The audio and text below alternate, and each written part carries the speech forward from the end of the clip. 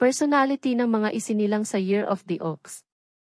Sa loob ng maraming siglo, ang ox ay may mahalagang papel sa lipunang pang-agrikultura ng China. Ipinanganak upang maglingkod, magbigay, at pagkatapos ay isakripisyo. Ang ox ay isa sa pinakamahalagang pag-aari sa komunidad ng pagsasaka. Sa katunayan, sa maraming nayon kung saan masigasig na nagtatrabaho ang mga oxen sa bukid, ang mga magsasaka ay tumatangging kumain ng karne ng baka upang ipakita ang kanilang pasasalamat sa masipag na hayop na ito na nag-alay ng buong buhay nito sa kaligtasan ng mga taga-nayon. Kahit ngayon, maraming mga inchik ang nananatili sa tradisyon at hindi kumakain ng anumang karne ng baka. Bukod sa pagiging masipag na manggagawa sa bukid, naging matchmaker talaga ang ox sa isa sa mga pinakaromantikong kwento sa Chinese mythology.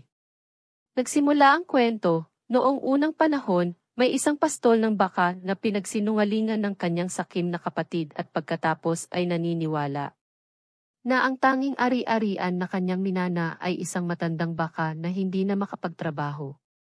Biglang isang araw ang matandang baka na ito ay nagsalita sa pastol ng baka, na sinasabing siya ay isang makalangit na general, pagkatapos ay dinala niya ang binata sa isang lihim na lugar, kung saan nakilala niya at umibig sa isang magandang engkanto na naghahabi mula sa langit. Ang kanilang lihim na pag-ibigan ay kalaunan ay nagpagalit sa Diyos ng langit kaya't ipinatawag niya ang diwata pabalik sa langit at inutusan ang magkasintahan na paghiwalain na may Milky Way sa pagitan nila. Dahil sa puso, ang mag-asawa ay nagkita-kita araw-araw, ngunit maaari lamang tumingin sa isang malaking distansya. Sa wakas, ang kanilang pagmamahalan ay nagpakilos sa Diyos sa langit, na sa wakas ay ipinagkaloob na maaari silang magkita isang araw bawat taon.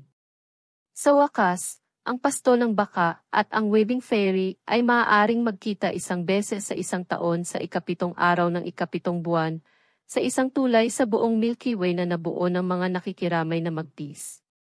Dahil sa romantikong kwentong bayan na ito, ipinagdiriwang ng mga Tsino ang kanilang araw ng mga puso sa ikapitong araw ng ikapitong buwan bawat taon.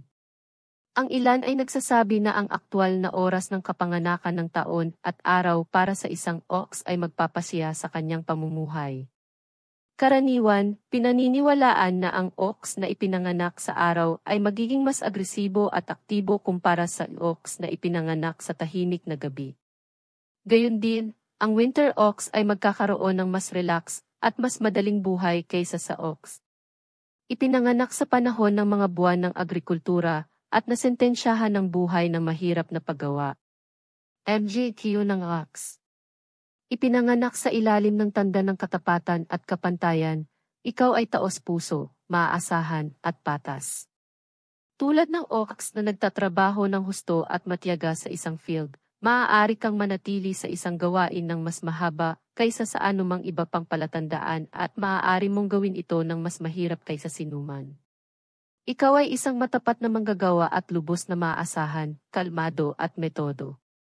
Lubos na may pananagutan, mapagkakatiwalaan ka sa mahalagang responsibilidad, at ang totoo ay sineseryoso mo ang mga tungkuling ito. At dahil sa iyong matatag at mapagkakatiwalaang pagkatao, dahan-dahan kang aakyat ang hagdan hanggang sa isang posisyon ng otoridad. Hindi tulad ng dragon o ang unggoy na nakamit ang kanilang tagumpay sa pamamagitan ng kanilang mga talento at talino, ginagawa mo lang ang iyong mga gawain ng tahimik ng may pagpupursige at sipag at makuha ang iyong tagumpay sa pamamagitan ng matinding tiyaga at dedikasyon. Medyo sikat ka sa iyong tapang at hindi ka umaatras kapag naharap sa mga hadlang o hamon. Kung talagang naniniwala ka sa isang bagay o isang tao, handa kang ipaglaban kung ano ang tama sa kabila ng mga kahihinatnan. Bilang isang marangal, tapat, at determinadong kaluluwa, tinitingnan mo ito bilang iyong tungkulin na itama ang mali at magsalita kapag nakakita ka ng hindi patas. Sa pangkalahatan, ikaw ay kalmado at kalmado, ngunit kahit na mukhang tahimik sa katunayan, kaya mo ring mag-alab ng nakakatakot at maging mapusok kapag nagagalit. Ito ay hindi isang magandang larawan at maaaring medyo nakakatakot. Sa makatuwid, ito ay matalino na huwag tumawid sa isang ox. Sa kabutihang palad, hindi ka madaling magalit, ngunit sa pambihirang sandali kapag nangyari ito, ang iyong galit ay kadalasang nakadirekta sa mga taong mahal mo. Para sa mga taong nasa paligid. Nakadirekta sa mga taong mahal mo. Para sa mga taong nasa paligid ng galit na ox sa panahon ng matinding galit, ang tanging payo ay tumakbo ng mabilis at humanap ng takip. Ito ay matalino para sa lahat na panatilihing malayo sa ox hanggat maaari hanggang sa sila ay lumamig. Kung tutuusin, ang mainitin ang ulo na baka ay parang galit na toro ng Kastila na sisingilin ang anumang bagay na madadaanan nito na para bang ang pulang bandila ay kumakaway sa mismong harapan nito. Ang isa pang bahagi mo ay na ikaw ay isang ipinanganak na pinuno, ikaw ay maaasahan at lubos na naniniwala sa iyong sarili. Sa iyong likas na kakayahan at determinasyon, nagagawa mong makamit ang mga dakilang bagay. Gayunpaman, medyo matigas ang ulo mo at malamang na uriin ang halos lahat sa dalawang pangunahing kategorya, masama at mabuti. Sa katunayan, mayroon kang matatag na mga opinyon sa lahat ng bagay, kabilang ang mga tao. Karamihan ay nakasalalay ka sa iyong unang impresyon sa isang individual at bubuo ng instant like o dislike. Kadalasan, hindi mo magugustuhan ang isang tao sa hindi malamang dahilan at tatanggihan mong bigyan ang sinuman ng pangalawang pagkakataon. Maaari kang maging hindi nababaluktot at dogmatiko dahil talagang naniniwala ka sa iyong mga desisyon at hindi kailanman nagsisisi. Sineseryoso mo ang iyong mga salita at hindi madaling mangako. Ngunit kapag may pangako, tutuparin mo ito anuman ang mangyari. Hindi tulad ng mapusok na kabayo, na madalas na sumusunod lamang sa kanyang puso, sinusunod mo ang iyong ulo. Bagamat maaari kang mukhang hindi nababaluktot, ikaw ay puno ng sentido komun at handang makinig sa payo mula sa iba. Pagdating sa mahahalagang issue, palagi mong tinitimbang ang lahat ng mga kalamangan at kahinaan bago ka gumawa ng anumang panghuling desisyon. Ang mga taong baka ay hindi sosyal o party na hayop, madalas kang tahimik kapag nasa party. Sa pangkalahatan, hindi ka ganoon kasosyal sa kalikasan at malamang na maging introvert sa karamihan. Hindi mo karaniwang hinihiling na maging limelight, gayunpaman, mayroon kang isang ugali upang boss ang mga tao sa paligid. Sa mata ng maraming kaibigan, ikaw ay isang tradisyonal at maaaring maging lubhang matigas minsan. Minsan, hindi madaling maging kaibigan dahil pinaninindigan mo ang iyong mataas na pamantayan bilang isang modelo at mahigpit mong hinuhusgahan ang mga taong ayaw mapanatili ang parehong mga pamantayang ito. Gayunpaman, karaniwang maliwanag at matyaga, ikaw ay isang mabuting kaibigan na nasisiyahang tumulong sa iba. Bagamat ikaw ay maluwag at palakaibigan at nagtitiwala ka sa iyong mga kaibigan at kasamahan, ang pagiging malapit sa isang ox ay isang nakakagulat na mahirap na bagay. Mapagmahal lamang sa mga tao. Malapit sa iyo, madalas kang mukhang cool at malayo sa sinuman sa labas ng iyong circle of friends. Maingat kang pumili ng iyong malalapit na kaibigan. Actually, most often it takes a long time for you to open up and establish friendship. Madalas mong sorpresahin ang iyong mga kaibigan sa iyong matingkad na memorya at matalas na pagmamasid sa mga detalye. Kung tatanungin na alalahanin kung sino ang nasa isang party ng 8 buwan na ang nakakaraan, malamang na isa-isa mo silang pangalanan na nagdaragdag ng pangkalahatang paglalarawan ng kung ano ang kanilang isinuot at ang mga regalo na kanilang dinala. Napakahalaga ng iyong tahanan. Karaniwan itong maayos at organisado, komportable, ngunit hindi maluho. Ang kaginhawahan ay ang iyong pangunahing prioridad, at dahil sa iyong pagmamahal sa kalikasan, mas gusto mong manirahan sa isang rural na lugar kaysa sa isang malaking lungsod. Kung hindi mo kayang manirahan sa bansa, kailangan mong magkaroon ng hardin kahit papaano. At malamang na ito ay napakahusay na mapapanatili dahil gusto mong gumawa ng gawaing paghahardin at masiyahan sa pagtatrabaho sa lupa at paglaki ng mga halaman at prutas. Ang mga taong baka ay kadalasang napakalapit sa kanilang mga pamilya. Hindi ka man madaling madala ng emosyon, handa kang isakripisyo ang lahat para sa kapakanan ng iyong pamilya. Sa iyong tahanan, ang iyong salita ay ang batas, Gusto mong magproyekto ng isang makapangyarihang imay at ayaw mong hinamon. Gayunpaman, madalas mong makita na ang mga taong malapit sa iyo ay hindi naiintindihan ka. Sa mga romantikong relasyon, ikaw ay isang napakaresponsable at tapat na kasosyo. Ikaw ay masyadong marangal para pahintulutan ang anumang kaswal na pag-iibigan. Kahit na hindi ka romantikong uri, ang iyong damdamin ay malalim at madamdamin. Kung nagdurusa ka ng sirang puso, malamang na umatras ka at maging malayo. Sikat ka sa iyong ugali na pangalagaan ang iyong kalungkutan ng napakatagal. Ikaw ay malakas, disiplinado, at hindi gumagawa ng anumang mga shortcut sa buhay. Ngunit kahit papaano, kailangan mong matutong lumuwag ng kaunti, maging mas nakakatawa at tamasahin ang buhay ng lubos. NG Lalaking Ox. Ang lalaking ox ay karaniwang may malaking gana at nasisiyahan sa mga materyal na bagay sa buhay. Siya rin ay may pagmamahal sa kalikasan at nasisiyahan sa lutong bahay na pagkain. Maingat at praktikal, halos hindi mo makikita ang isang lalaking ox sa isang shopping spree. Ang isang tunay na konserbatibo sa puso, hindi niya pinahalagahan ang mga bagong bagay o pagbabago at mas pinipili na panatilihin ang lahat sa paraang ito ay. Ang isang lalaking ox ay organisado, kaya ang kanyang silid ay dapat na maayos at sistematiko, ngunit siya lamang ang makakaintindi nito. Ang iba pang katangian ng lalaking ox ay ang kanyang katapatan at katapatan. Para sa kanya, karangalan at responsibilidad ang lahat, at sineseryoso niya ang kanyang tungkulin. Masipag at masipag, kilala siya sa kanyang pasensya at pagpupursige. Siya ay bihirang indecisive o impulsive. Sa katunayan, siya ay napakamaingat sa lahat ng kanyang ginagawa at pinipilit na panatilihing matatag ang kanyang mga paa sa lupa. Hindi kailanman isang mapangarapin tulad ng tupa o isang adventurer tulad ng tigre, ang lalaking ox ay mas pinipili ang isang matatag na buhay at mas gustong magplano ng maaga para sa hinaharap. Hindi ang tipong madaldal. Ang lalaking ox ay madalas na tahimik sa isang pulutong, at hindi siya kaagad nagpapakita ng kanyang emosyon. Sa lahat ng mga kakilala niya, kakaunti lang ang pinagkakatiwalaan niya. Maingat at seryoso, hindi siya kasing tanyag ng dragon o ng unggoy.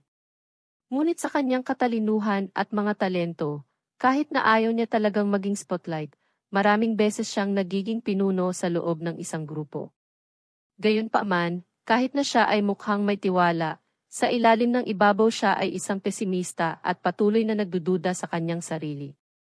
Protektado at mapagmataas, tumanggi siyang ipakita ang kanyang kahinaan at ihayag ang kanyang tunay na sarili sa karamihan ng mga tao. Kaya, ang lalaking ox ay maaaring maging lubhang mahirap na maunawaan, kahit na sa kanyang mahal na mga kaibigan o pamilya.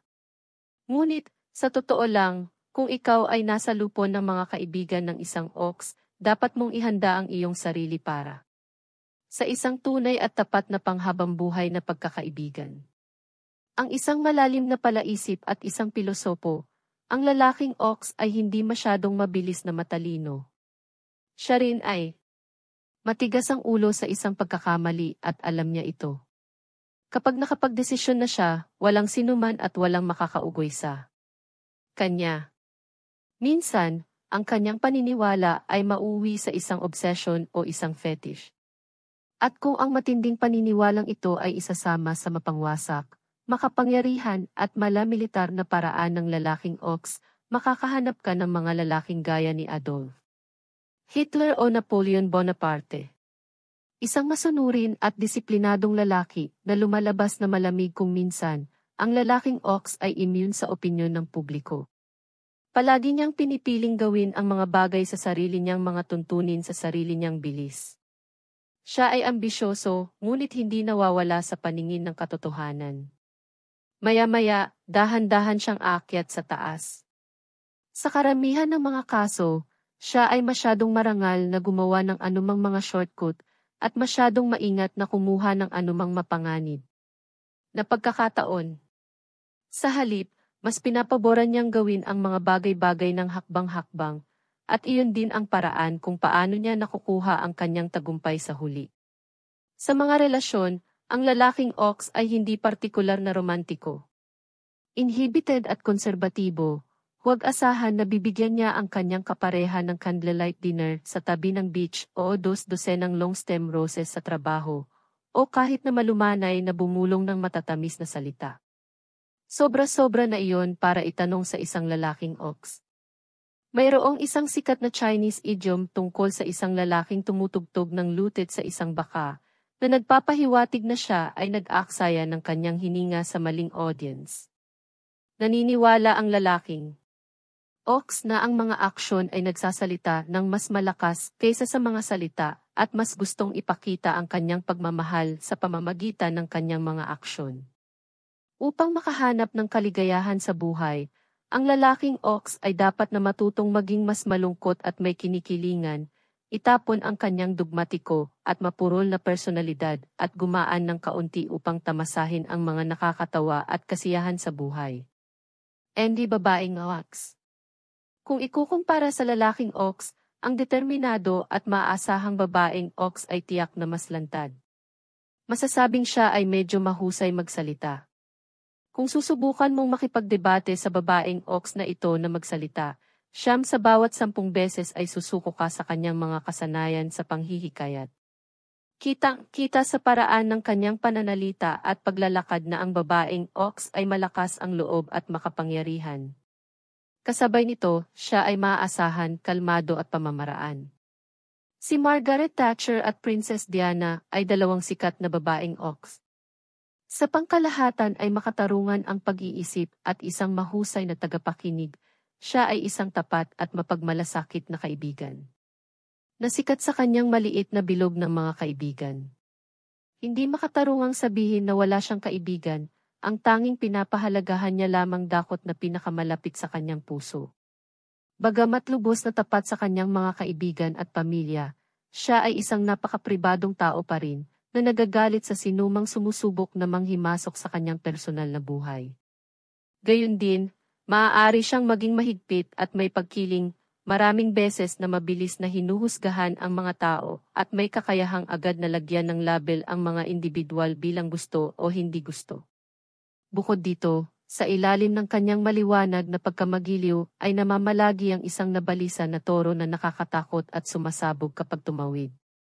Sa katunayan, hinding-hindi niya mapapatawad ang mga nagtaksil sa kanya. At sa pambihirang memorya ng babaeng ox, malabong makalimutan niya ang anumang panlilinlang sa buong buhay niya. Marangal at matalino, siya ay masyadong mapagmataas upang gumawa ng anumang mga shortcut sa buhay. Para sa kanya, ang tagumpay ay dapat makuha, hindi ibigay. Masipag at tumpak, palagi siyang nagpaplano ng maaga at may mga layunin para sa kanyang sarili. Isang ipinanganak na tradisyonalista, ang babaeng ox ay madalas na sumusunod sa batas at gagawa ng paninindigan kapag nakakita siya ng hindi patas. Gayunpaman, kawili-wili, siya mismo ay hindi kailanman isang maton. Sa halip, sa maraming pagkakataon ang lahat ng kanyang mga kaibigan ay dapat magtipon upang pigilan siya sa paghabol sa mga nang-aapi sa iba. Napakahalaga sa kanya ng kanyang tahanan at nakikita niya ito bilang kanyang santuwaryo. Hindi ito kinakailangang maluho o magarbong, ngunit dapat itong komportable. Mas gusto ng babaeng ox na manirahan sa mga rural na lugar upang maging malapit sa kalikasan. Kung hindi makatira sa bansa ang isang hardin o isang bahay na malapit sa tubig ay maaari ding magdulot ng kasiyahan sa babaeng ox na mapagmahal sa kalikasan. Loyal at praktikal, ang babaeng ox ang tipikal na ideal na asawa. Alam niya kung paano para alagaan ang kanyang asawa at mga anak at laging maayos at maagap. Matatag at mapagtanggol, ang walang katuturang uri ng batang babae na ito ay hindi partikular na romantiko, ngunit tiyak na dinadala niya ang higit pa sa kanyang bahagi ng pagkarga. Sa mga gawain ng puso, ang babaeng ox ay maaaring maging napakawalang muwang at hindi nababaluktot. Siya ay may mataas na pamantayan na hindi lamang niya nalalapat sa kanyang sarili, ngunit iginiit din ng kanyang kapareha. Ang pagiging musmus niya ay maaaring dahilan kung bakit madalas siyang manligaw ng mga nakababatang lalaki. Sa kaganapan ng isang nasirang puso, siya ay may posibilidad na magdalamhati ng napakatagal. Tumangging magpatuloy. Isang magandang aral para sa babaeng ox ang subukang malampasan ang kanyang pagiging mapanghusga at matutong maging fleksible at mas magbukas sa iba. Ox as trabaho. Ipinanganak ng mga pinuno, ang mga tao ng ox ay maaasahan at mapagkakatiwalaan. Sila ay maingat at mahusay, at alam kung paano makamit ang kanilang mga layunin ng hakbang-hakbang. Palaging pinananatiling matatag ang kanilang mga paa sa lupa, hindi nila nalilimutan ang katotohanan. Ang kanilang reputasyon ay higit na mahalaga sa kanila kaysa sa kayamanan. At, karaniwan silang ipinanganak na may likas na kakayahan upang makamit ang magagandang bagay. Si Aristotle, Malcolm X, at Walt Disney ay tatlong taong ox na gumawa ng kanilang mga pangalan at marka sa kasaysayan. Determinado at masipag, karamihan sa mga tao ng ox ay makakamit ang tagumpay sa kanilang napiling mga propesyon sa pamamagitan ng kasipagan at pagsusumikap. Bilang isang boss, ang ox ay maaaring maging lubhang makapangyarihan. Ang nilalang na ito ay nasisiyahan sa pagiging sa kapangyarihan at pagbibigay ng mga utos.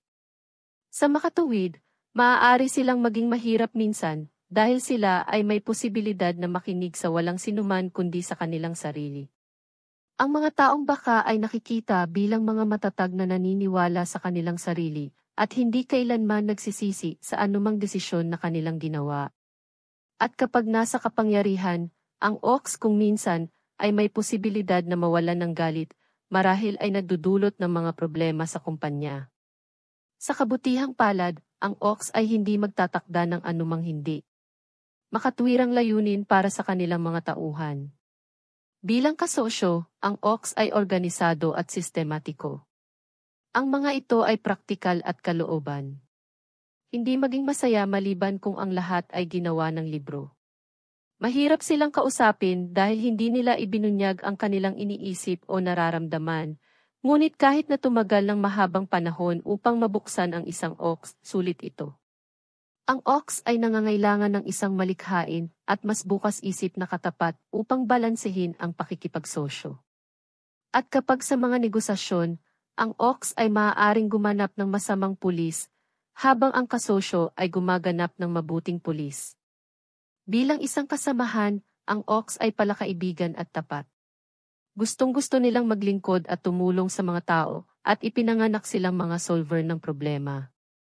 Sa katunayan, kung ikaw ay may problema, tawagan ang iyong kaibigan sa ox at matiyagang pakikinggan niya ang iyong 2 oras na kwento, bago ka bigyan ng anuman sa kanyang mahalagang payo. Best ox occupations: Architect, Judge, Banker, Landlord, Composer, Police or Military, Cook or Chef Officer, Doctor, Religious Leader, Estate Manager, Soldier, Farmer, Teacher, Gardener, Technician, Insurance Broker.